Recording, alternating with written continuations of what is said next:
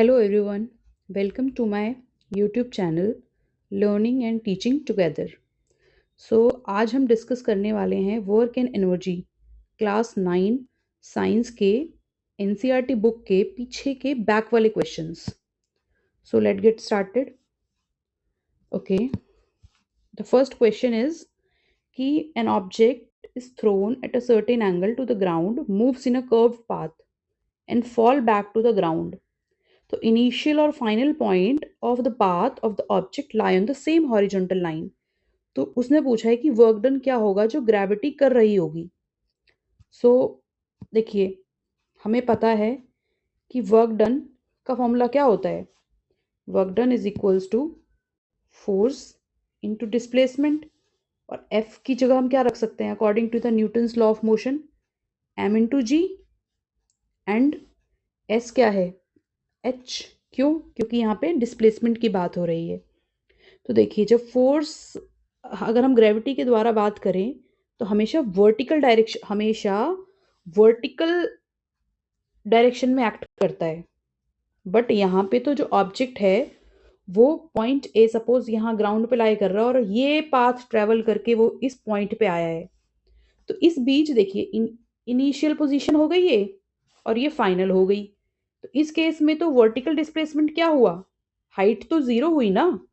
और अगर height zero हो गई तो इस केस में अगर हाइट जीरो हो जाती है तो हम ये कह सकते हैं h is equals to zero, means m into ji into zero, और anything multiply by zero is equals to zero. इसीलिए हमारा work done will be zero.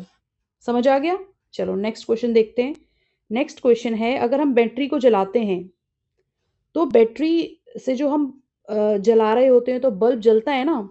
तो पूछ रहा है इस केस में एनर्जी चेंज क्या होगा.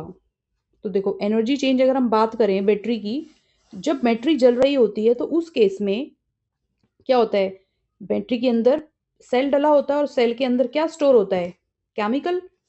और देखिए फाइनली क्या हो रहा होता है उस बैटरी की मदद से, फाइनली हमें लाइट मिल रही होती है और थोड़ी बहुत क्या हो रही होती है, हीटिंग भी हो रही होती है.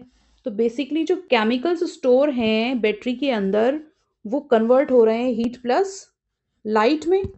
और अगर ये केस हम देखें तो वी कैन से कि ट्रांसफॉर्मेशन हो रहा है एनर्जी का, केमिकल एनर्जी से heat energy plus light energy में. समझ गए तुम लोग? ओके, अब नेक्स्ट क्वेश्चन देखते हैं. क्वेश्चन नंबर 4 क्या कहता है कि सर्टेन फोर्स है, वो लगाया जाता है 20 किलो के मास पर, जिसकी वजह से वेलोसिटी 5 से 2 हो जाती है. तो बताओ वर्क डन कितना हुआ जो उस फोर्स ने करा. देखिए, आप पढ़ चुके हैं इम्पैक्ट ऑफ फोर्स, इससे पहले छोटी क्लासेस में इम्पैक्ट ऑफ फोर्स पढ़ा होगा.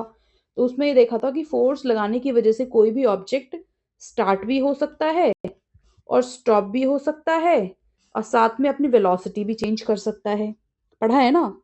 तो इस केस में वही हो रहा है, ये वेलोसिटी चेंज कर रहा है. कोई भी ऑब्जेक्ट पहले 5 मीटर पर सेकेंड की स्पीड से चल रहा था, उसके ऊपर मैंने फोर्स लगाई जिसकी वजह से इसकी स्पीड कम हो गई और कम होकर के किस में आ गई, 2 मीटर पर सेकेंड में. तो बताओ कितना वर्क डन करा है मैंने. तो वर्क डन निकालने के लिए आप ये कह सकते हो कि according to the work energy theorem, work energy theorem क्या कहती है कि total work done is equals to change in kinetic energy, right. और देखिए, चेंज इन काइनेटिक एनर्जी अगर मैं निकालूं, ये चेंज का साइन होता है बच्चों, जो मैंने ट्राइंगल से बनाया है ना ये. तो अगर मैं निकालूं तो तुम ये कह सकते हो kinetic energy final minus kinetic energy initial, right. तो देखो, अब तुम्हें काइनेटिक एनर्जी का फॉर्मूला पता है ना, kinetic energy is equals to half M V square, right. अब देखिए, मैं अगर फाइनल काइनेटिक एनर्जी बोलूं तो क्या हो जाएगी, जो 2 हो गई थी वो ना, मास कितना है ऑब्जेक्ट का, 20 किलो, मल्टीप्लाई में 20 यानी 20, एम वी स्क्वायर यानी वी स्क्वायर. जरा लगाओ, काटो इसको, 10, 2 2 जा 4, 4 10 जा 40, यानी एनर्जी जूल में नपती है. तो 40 जूल हो गया. ये क्या हो गई काइनेटिक एनर्जी फाइनल वाली. अब इनिशियल वाली निकालें, हाफ एम वी स्क्वायर, मास कितना है 20, वेलोसिटी इनिशियल कितनी थी इनिशियल थी 5, इसका स्क्वायर काटो जरा, 5 5 जो 25 और 25 मल्टीप्लाई 10 कितना हो गया, 250 जूल हो गया ना। तो देखिए आपने देखा कि ये तो हो गई हमारी काइनेटिक एनर्जी इनिशियल वाली, अरे ये क्या, हाँ इनिशियल वाली, और फिर इनिशियल के बाद फाइनल वाली, राइट। तो अब इस फॉर्मूले में जरा वो वर्क एनर्जी थ्योरम लगाइए, क्या है वो, फाइनल माइनस इनिशियल, तो फाइनल कितनी है 40 जूल माइनस 250 जूल, माइनस करोगे क्या आएगा -210 जूल। अब तुम देख रहे होगे आंसर में नेगेटिव आ रहा है, इस नेगेटिव का मतलब क्या है, क्या सिग्निफिकेंस है, कि देखिए जब हमने वर्क अप्लाई, हमने फोर्स अप्लाई करी थी ऑब्जेक्ट के ऊपर, तो तुमने देखा था कि जो वेलोसिटी है वो घट गई थी, वेलोसिटी घट गई थी, यानी उसकी एनर्जी भी घट रही होगी, इसीलिए नेगेटिव में आई है। अगर बढ़ रही होती एनर्जी, अगर एनर्जी बढ़ती है तो पॉजिटिव में आती है, समझ गए। चलो नेक्स्ट क्वेश्चन देखते हैं। नेक्स्ट क्वेश्चन है अपना फिफ्थ क्वेश्चन ना। फिफ्थ क्वेश्चन कहता है एक ऑब्जेक्ट है जिसका मास 10 किलो है, 10 किलो का ऑब्जेक्ट है वो मूव करता है, एक टेबल रखा है, सपोज ये पॉइंट ए है, ये पॉइंट बी है, वो यहाँ से यहाँ जाता है। तो बताओ if the line joining point A and B is in horizontal line में पॉइंट ज्वाइन कर दिया, तो work done on the object, object के ऊपर कितना काम किया है, किसने, ग्रेविटेशनल फोर्स ने। देखो सेम यही क्वेश्चन है जो हमने अभी क्वेश्चन नंबर 2 में डिस्कशन किया था ना, जिसका देखते हैं, चलो इसका सोल्यूशन दे देती हूँ मैं पहले आप लोगों को।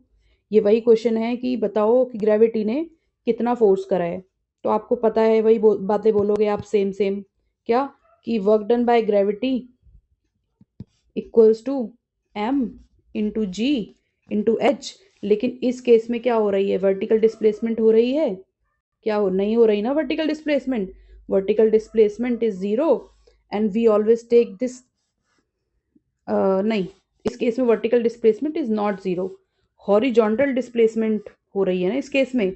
वर्टिकल तो ऑब्जेक्ट मूव कर ही नहीं रहा, वर्टिकल यानी हाइट वाइज तो मूव ही नहीं कर रहा, और ये हम ये हाइट वाइज लेते हैं, तो इसलिए तो जीरो हो गया, multiply zero is equals to zero, इसलिए work done equals to zero, समझ गए।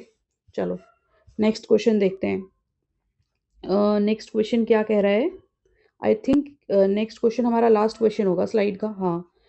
पोटेंशियल एनर्जी बताओ, एक ऑब्जेक्ट है वो फ्रीली फॉल कर रहा है और वो कह रहा है कि उसकी पोटेंशियल एनर्जी डिक्रीज कर रही है प्रोग्रेसिवली, यानी लगातार, तो क्या वो कंजर्वेशन ऑफ लॉ को वायलेट करता है, देखते हैं। वैसे तो देखो कंजर्वेशन ऑफ लॉ को वो वायलेट नहीं करेगा, क्योंकि आपने law of conservation of energy पढ़ा होगा।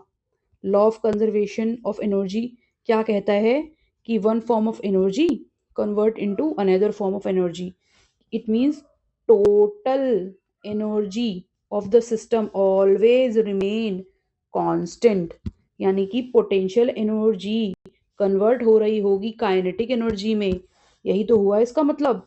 तो देखिए जब ऑब्जेक्ट को हमने फ्रीली फॉल करवा दिया है, जब हमने ऑब्जेक्ट को देखो छत से फ्रीली फॉल करवा दिया है, या फिर हमने ऊपर ले गए हैं, दोनों केसेस में सेम ही चीज़ आप बताओगे कि जब ऑब्जेक्ट नीचे फॉल कर रहा था तो ये तो इसकी मैक्सिमम हाइट थी जहाँ पे ऑब्जेक्ट था, यानी आपको पता है ड्यू टू द हाइट जो भी एनर्जी होती है that is the potential energy, तो यहाँ पे मैक्सिमम हाइट थी, हाइट मैक्स थी, तो काइनेटिक एनर्जी भी कितनी होगी, मैक्स होगी, क्योंकि आपको पता है पोटेंशियल एनर्जी का फॉर्मूला अभी पढ़ा ना पीछे, M G H, H max है, एम कांस्टेंट है ऑब्जेक्ट का, बदलेगा क्या पूरे रास्ते, नहीं बदलेगा।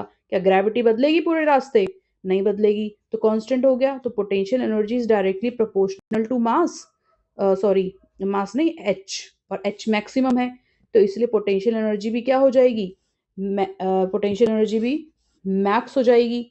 तो हाइट के ऊपर पोटेंशियल एनर्जी तो मैक्सिमम है, और what about the kinetic energy, आपको पता है काइनेटिक एनर्जी का formula is equals to half M V square, पर आपको ये भी पता है कि पोटेंशियल एनर्जी किसकी वजह से होती है, ड्यू टू द मोशन होती है। क्या मोशन रहा होगा इस हाइट पर किसी भी इंस्टेंट पर, नहीं रहा होगा, तो आप ये कह सकते हो कि kinetic energy will be zero, लेकिन जब ऑब्जेक्ट नीचे की तरफ मूव कर रहा होगा उस समय पोटेंशियल एनर्जी धीरे धीरे डिक्रीज हो रही होगी, और कोई पॉइंट ऐसा आएगा जब ऑब्जेक्ट जमीन से टच ना करके जस्ट उससे ऊपर वाली जगह पर होगा, उस केस में काइनेटिक एनर्जी मैक्सिमम होगी और पोटेंशियल एनर्जी 0 होगी। क्यों? पोटेंशियल एनर्जी जो मैक्सिमम थी वो काइनेटिक एनर्जी में बदल गई ना। तो इस केस में इस वाली जगह पे तो हाइट बिल्कुल भी नहीं है ना, तो एच क्या हो गई? मिनिमम हो गई। और कितना है वो एच मिनिमम? 0। तो इसीलिए पोटेंशियल एनर्जी इज 0 और काइनेटिक एनर्जी इज मैक्सिमम। तो क्या पूरे केस में तुमने देखा एनर्जी 0 हुई? नहीं, क्योंकि total energy equals to kinetic energy plus potential energy. और ये अगर एक बढ़ेगा तो दूसरा घटेगा, अगर ये बढ़ेगा तो ये घटेगा, पर ओवरऑल तो वैल्यू सेम ही रहेगी ना। इसलिए हम ये कह सकते हैं कि no, it does not violate the law of conservation of energy. Okay, so ये आज के लिए था फाइनली। हम मिलते हैं नेक्स्ट स्लाइड में। So thank you for watching. अगर चैनल पसंद आए, वीडियो पसंद आए तो प्लीज़ लाइक करें और सब्सक्राइब करें और ज़्यादा से ज़्यादा शेयर करें। Thank you so much.